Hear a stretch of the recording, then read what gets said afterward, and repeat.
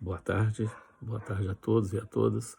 Eu queria dar sequência no nosso curso, né, fazendo aqui algumas considerações preliminares em relação a um pedido de esclarecimento que foi apresentado por uma pessoa da sala a respeito da dinâmica dos trabalhos e a sua relação com a bibliografia, né? Essa pessoa me fez uma sugestão muito pertinente e que eu acho que eu vou considerar em partes, né?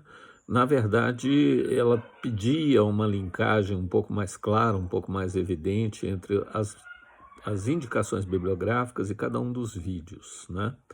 Eu queria primeiro esclarecer que os vídeos eles não são lineares, né? A exposição aqui não é uma exposição linear. Os vídeos pinçam determinados temas relevantes e pertinentes na abordagem da história do Brasil contemporâneo e fazem um passeio panorâmico, ora recuando até a Primeira República, ora trabalhando as questões do Estado Novo, ora trabalhando a Segunda República, ora eventualmente chegando até o tempo presente, e é essa mesma proposta do curso. Então não há uma ancoragem rígida na bibliografia, né? Existem os livros e os textos que são referências panorâmicas, né? Já mencionei com vocês o Boris Faust e a coleção da Lucília Neves e do Jorge Ferreira, mas de fato para cada aula dessas, para cada vídeo desses, existe todo um conjunto de informações que eu estou tentando de alguma maneira alinhavar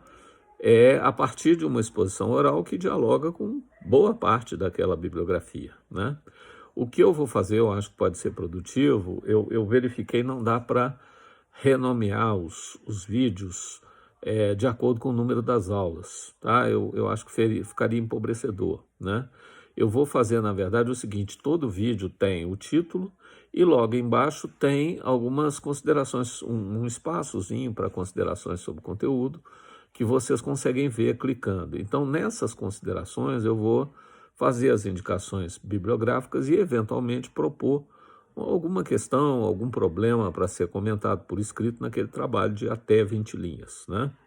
Mas eu queria que vocês descontraíssem em relação àquele trabalho, tá? É um trabalho, na verdade, é uma apreciação pessoal sobre o tema, né? Que pode trabalhar com a bibliografia que está considerada aí no texto, pode trabalhar com outra bibliografia e pode também trabalhar com as suas considerações, a sua apreciação subjetiva sobre o tema em exame. Então, se eu estou falando, por exemplo, sobre o autoritarismo, você pode eventualmente beber em outras fontes, pode fazer uma discussão sobre autoritarismo estrito sensu, pode elencar um personagem, um acontecimento, e isso é o que eu gostaria de receber para que eu possa ler e eventualmente dar um retorno sobre aquilo que o curso pode contribuir, né? Em relação a essa indagação e preocupação teórica que vocês têm. Eu, particularmente, né, não tenho a intenção de ficar obcecado em relação ao cumprimento de um conteúdo universal e consequente e sistemático, porque no curso presencial já não é assim, né? Vocês estão numa etapa da sua formação em que a busca de uma autocompreensão e, ao mesmo tempo, a busca de uma autodisciplina de estudos já é suposta, né? Então, eu acho que a essa altura do curso vocês já têm a liberdade e a autonomia para criar alguns percursos próprios, e a minha função aqui é mais de ser uma espécie de uma orientação geral, uma espécie de uma consultoria quase, né? Então, eu vou continuar trabalhando com essas exposições, que são o equivalente, o sucedâneo de aulas expositivas, mas, de fato, é importante vocês trabalharem bastante uma certa autonomia adicional, né? Eu, na reflexão de hoje, né, já entrando na reflexão de hoje, eu queria conversar um pouquinho sobre o pós-guerra, né, o pós-guerra no Brasil. Como a gente viu até na abordagem anterior, o Brasil já vivia, desde o final do primeiro ciclo Vargas, um momento de realinhamento, né? Um momento de realinhamento profundamente americano, né? Não é por acaso, né? Isso se deu não só pela nossa participação na guerra ao lado dos aliados, como também em atendimento a um movimento que já vinha se construindo desde o século XX, desde o começo do século XX, né? Como não deve ser surpresa para vocês, até o século XIX, a nossa identidade, do ponto de vista das elites intelectuais e acadêmicas, era muito espelhada no cenário europeu, né? Os jovens eruditos estudavam francês, era um circuito de viagens e intercâmbio muito mais europeu. Acho que o paradigma e a obra lapidar nesse processo é precisamente o Guarani, do Carlos Gomes, né? Que é uma obra financiada pelo imperador Dom Pedro II, né? É uma obra que visa inserir o Brasil numa estética europeia, né? É uma ópera italiana em strito sensu, né? A pretensão era de que ela fosse encenada na Itália, que ela fosse trabalhada como uma espécie de peça de marketing, né? Havia muito nessa época esse tipo de mecenato, e o marketing nacional se fazia muito por via dessas produções culturais, né? Desse tipo de investimento. E o Guarani é, sem sombra de dúvida, uma peça master desse século XIX europeu, né? A partir da virada do século e, sobretudo, no começo, nas primeiras 2 décadas, o Brasil começou a trilhar aquele caminho que o Sérgio Buarque de Holanda, de alguma maneira, já sinalizava no capítulo A Nossa Revolução, né? do livro Raízes do Brasil, que eu sempre recomendo a leitura. Quem não leu ainda está atrasado, né? Porque é um clássico da nossa historiografia, e eu, particularmente, acho que A Nossa Revolução é um capítulo magistral, não pelo que ele profetiza, embora ele também profetize, mas, sobretudo, pela sua sensibilidade, pela sua delicadeza de entender um momento e nos inscrever nesse momento do ponto de vista puramente intelectual, né? Aqueles que já leram e aqueles que já me ouviram comentando isso numa das aulas anteriores, né? Segundo Sérgio Buarque de Holanda, a nossa grande questão no início dos anos 20, nos anos 30, quando ele escreve As Raízes do Brasil, era fazer e concretizar a nossa chamada Revolução Urbana.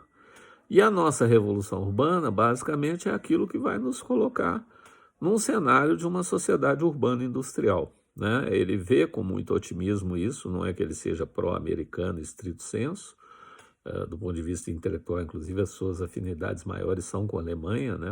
Desses 3 porquinhos que a gente brinca e chama na historiografia brasileira, né? Caio Prado Júnior, Sérgio Buarque de Holanda e Gilberto Freire. O americanófilo era, sem sombra de dúvida, o Gilberto Freire, né? Que tinha uma formação mais focada no ambiente acadêmico americano, que dialogou muito com a antropologia norte-americana, e ao passo que o Sérgio Buarque era muito alemão, né? Ele lidava muito com as contribuições dos alemães, do culturalismo, né? Mas, do ponto de vista pessoal, então, ele tinha essa afinidade teórica com os alemães, mas ele tinha um olhar muito arguto sobre o que estava acontecendo na América, e ele, de alguma maneira, profetizou que o nosso destino era nos tornarmos cada vez mais americanos, e que isso ele considerava que seria a nossa revolução, né? Ele escreve isso num momento em que todo mundo tentava discutir o que era a Revolução Brasileira, né? Uma mudança radical de costumes, hábitos e cultura política, né?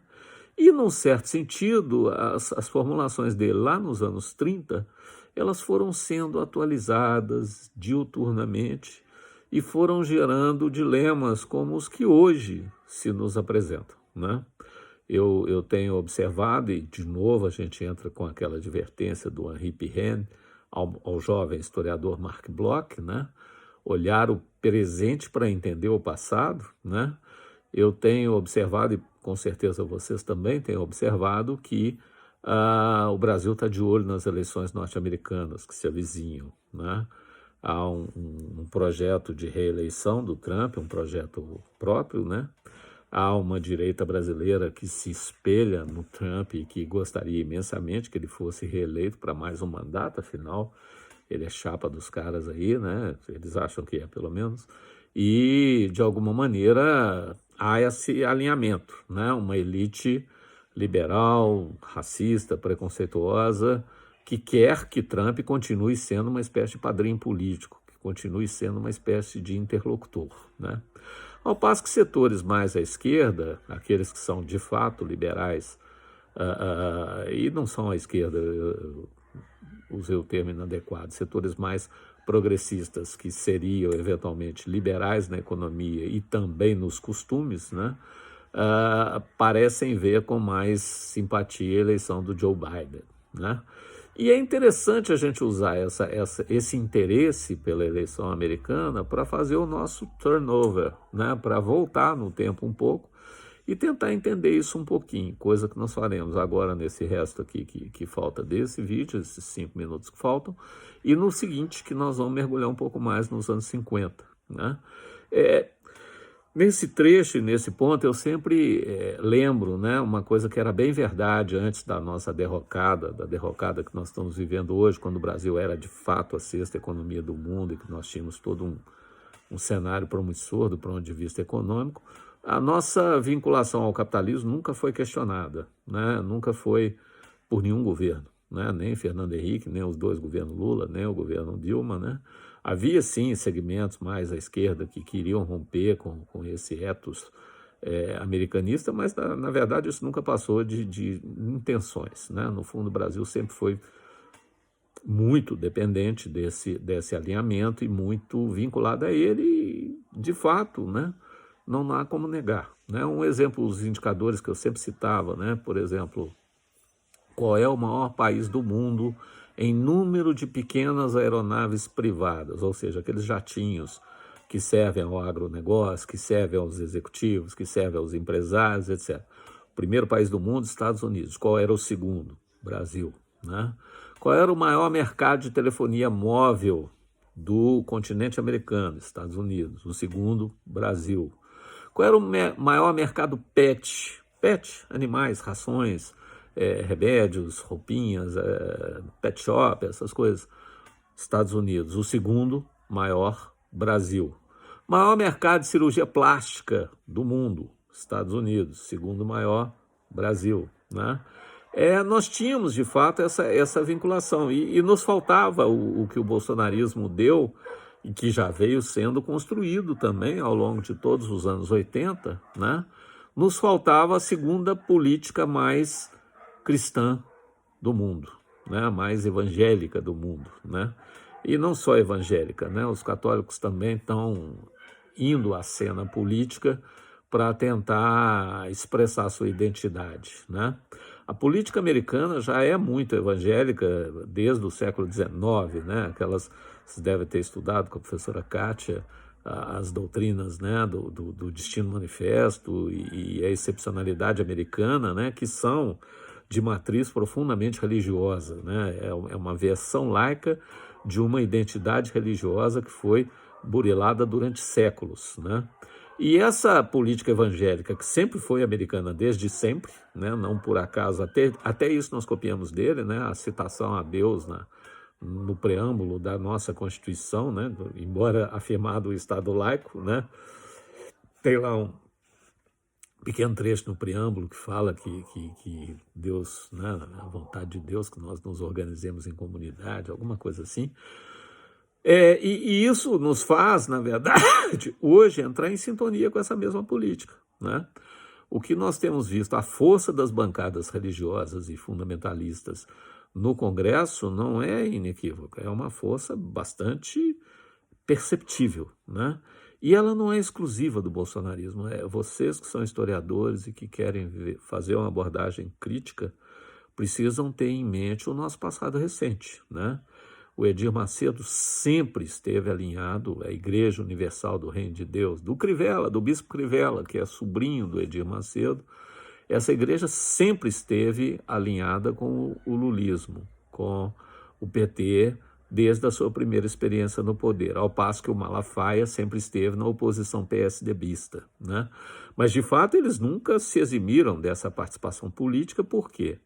Porque eles têm ali um conceito, né? O mundo dos homens também tem que estar sob a égide dos desígnios divinos. É claro que tem um monte de picaretagem canastrista nisso aí, mas o discurso é esse, o discurso eventualmente ajuda a compatibilizar um pouco essa ideia. Eu vou dar uma pausa aqui e continuo logo em seguida.